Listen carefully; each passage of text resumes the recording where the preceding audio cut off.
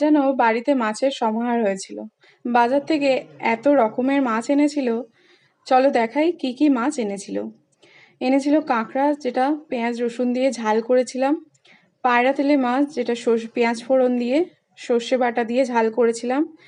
আর এটা সমুদ্রের কি মাছ নামই জানি না, তো সেটাও ঝাল করেছিলাম, খেতে বেশ ভালো ছিল।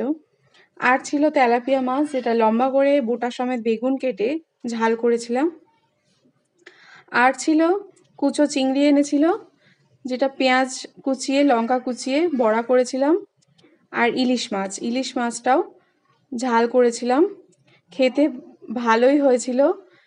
সত্যি কথা বলতে ইলিশ মাছ আমার কি ভীষণ প্রিয়। যেভাবেই হোক না কেন, ভাজা খাই আর ঝাল হোক ভাপা হোক, যেরমভাবেই রান্না করা হোক না কেন, আমার ইলিশ খুব প্রিয়। তোমাদের কেমন লাগে অবশ্যই জানিও। আর ভালো লাগলে প্লিজ আমার চ্যানেলটিকে সাবস্ক্রাইব করে দিও।